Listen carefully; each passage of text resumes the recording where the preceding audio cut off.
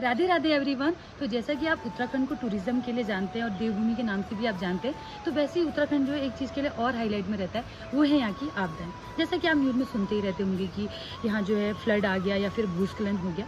साथ ही जो गवर्नमेंट है इसकी रोकथाम के लिए क्या क्या उपाय कर रही है। तो आज मैं ये नहीं बताऊँगी कि इसके लिए कौन जिम्मेदार है। मैं आज बस आपको इतना बताने वाली हूँ कि इस टाइम पर जो यहाँ का आम इंसान है, जो इन सब से होकर गुजर रहा होता है, वो कैसे उससे उभर के आता है और कितना टाइम उसको इसमें लग जाता है। तो चलो मैं आपको दिखा दूँ। तो सीधे चलते हैं 2021 अक्टूबर को। वैसे तो हमारे वहाँ जो है जून में जो है रेनी सीजन स्टार्ट हो जाता है और सितंबर में ख़त्म हो जाता है, लेकिन 2021 अक्टूबर के लास्ट में जो हमारे यहाँ बारिश स्टार्ट हुई थी, ये लगभग जो है 1 हफ्ते तक चली और इसमें जो है बहुत ज़्यादा जनहानि हुई थी। हमारे घर पे तो जनहानि नहीं हुई, लेकिन एक जनहानि होना ही नुकसान नहीं होता है, क्योंकि हमारी जो वर्षों की मेहनत थी और जो हम निर्भर रहते हैं कृषि पे कि वो खेत थे और हमारा घर था, उसमें पूरा पानी जा चुका था। ये सुबह 4 बजे की समय की बात है और इस टाइम पे जो है हम लोग को थोड़ा बहुत अंदेशा हो गया था, मे बी ऐसा हो सकता है। तो हम सब लोग उठे हुए थे और 4 बजे के टाइम पे जो है नदी का ओवरफ्लो होने की वजह से हमारे घर में पूरा पानी चला गया था और घर में तो नुकसान हुआ ही, साथ ही जो है खेत वगैरह सब बह गए थे। जो हमारी कृषि भूमि योग्य भूमि थी वो सब भी बह चुकी थी। शायद ही आप लोग हमारी इस समय की परिस्थिति को समझ पा रहे होंगे, क्योंकि जब शहरों में बाढ़ आती है तो पानी भर जाता है और आप लोग 2nd 3rd फ्लोर में जाके रह सकते हैं, लेकिन पहाड़ों में ऐसा नहीं होता है। यहाँ जब बाढ़ आती है तो अपने साथ सब कुछ तहस नहस कर देती है। वैसा ही हमारे साथ भी हुआ। बाढ़ आई और हमारी बरसों की मेहनत, हमारे खेत, हमारा घर और हमारे घर वालों की हिम्मत भी तोड़ के चली गई। तो ऐसा कुछ हमारे साथ जो है पहली बार तो हो नहीं रहा है, हमारे साथ ऐसा बहुत बार हो चुका है और ये पानी वाला इंसिडेंट तो कम से कम 4 बार हमारे साथ हो चुका है। जब बाढ़ आई और उसने हमारा पूरा नुकसान कर दिया और हमारे जो घर वाले थे उन सब ने जो है फिर से खेत बनाए, फिर से घर ठीक करवाया, सारी चीज़ें फिर से करी। ऐसा वो कर चुके थे। तो इस बार वो अच्छे से टूट चुके थे और वो बोल रहे थे कि अब हमसे नहीं हो पाएगा, क्योंकि उनकी उम्र भी हो गई है। अब वो चाहते हैं कि अब हम यहाँ नहीं रहना चाहते हैं। वो बोलने लग गए कि हम बाहरी ज़मीन लेंगे, वहीं रहेंगे, यहाँ पैसे लगाना और बर्बाद है। क्योंकि हम हैं मिडिल क्लास फैमिली से, हम कृषि पर निर्भर रहते हैं।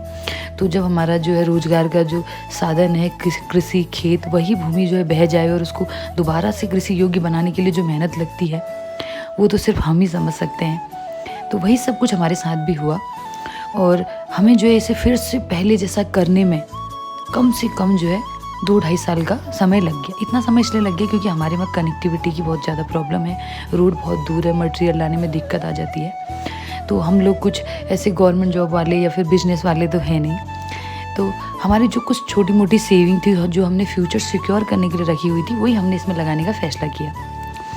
हम लोग तो बिल्कुल खिलाफ थे। जो हमारे भाई थे वो जो है बाहर शहरों में रह के आए थे।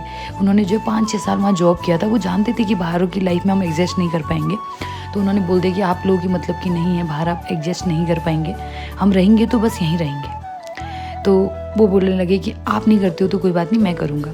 तो कान्हा जी की कृपा भी थी, उस टाइम पे जो है भाई का वर्क फ्रॉम होम मिल गया, तो वो तो चले गए करने के लिए वहाँ। और फिर जो है वो अकेले थोड़ी करेंगे, हम सब फिर फैमिली हम भी गए। फिर हमने भी उनकी हेल्प करी कि चलो लास्ट बार एक बार और कर लेते हैं। भाई ने हमें बहुत मोटिवेट किया। तो धीरे धीरे जो है हमने फिर से पहले जैसा करा। भाई बोलने लगे कि शायद रिटेनिंग वॉल में ही हमारा जो है थोड़ा प्रॉब्लम है, तो हम उसे मजबूत करेंगे। तो हमें भी जो है उनका पॉइंट वैलिड लगा, हमने रिटेनिंग वॉल में ध्यान दिया और सभी ने मिलकर जो है रिटेनिंग वॉल लगाई, फिर से घर ठीक किया, नया घर बनाया, सारी चीज़ें हमने करी। हमें लग गया उसमें काफ़ी समय, 2 से 2.5 साल पूरे लगे होंगे हमको। तो ऐसे ही ना हर कोई नहीं कर पाता है, हर किसी की फैमिली में कोई मोटिवेट करने वाला नहीं होता है और इतनी हिम्मत जुटाना हर किसी की बस की बात नहीं होती। शायद पलायन का ना उत्तराखंड से एक यह भी कारण है कि यहाँ की जो लाइफ है ना बहुत ज़्यादा मुश्किल है। इसीलिए लोग जो है यहाँ की जो है ज़मीनें बेच के शहरों को जाके रह लेते हैं कि भले हम एक छोटे से रूम में रह लेंगे, लेकिन इन परेशानियों से दूर रहेंगे। फिर आप लोग कहते हैं यार आप तो इतनी सुंदर जगह रहते हैं। हाय, आप लोग कितने लोगों ने मुझसे कमेंट में पूछा भी है, तो उन लोगों को मैं ये बताना चाहती हूँ कि ये भी हमारी जो लाइफ का हिस्सा है। हम लोग हमेशा अच्छे पार्ट ही दिखाते हैं, कुछ पार्ट हमारे ऐसा स्ट्रगल वाला भी रहता ही है। तो अभी और पहले में आप डिफरेंस देख ही रहे होंगे। मेहनत से ना सब कुछ बदला जा सकता है। तो वही हम सब लोगों ने मिलके किया। और एक ये होता है कि परिवार मिलजुल के कोई काम करे तो वो हो ही जाता है। तो वैसा ही हमारे साथ भी कुछ हुआ। तो मुझे बहुत ज़्यादा खुशी है कि उस टाइम पे हमने ये डिसीजन लिया कि यहीं रुकने का। तो ये तो वो सब है जो हमने सफ़र किया मेरे पॉइंट ऑफ व्यू से। लेकिन उत्तराखंड में ऐसी बहुत सी फैमिलीज़ हैं जो इन सब चीज़ों से सफ़र करती हैं या अभी भी कर रही हैं। तो मुझे लगता है शायद अब आप जो है उनकी उस परिस्थिति को थोड़ा बहुत समझ पाएंगे। तो हमने तो बस फैसला कर लिया है कि हमें बस यहीं रहना है उत्तराखंड में, और आगे भी अगर हमारे साथ ऐसा कुछ होता है तो हम उसके लिए रेडी हैं और हम और बेहतर करने की कोशिश करेंगे, लेकिन पलायन हम बिल्कुल नहीं करेंगे।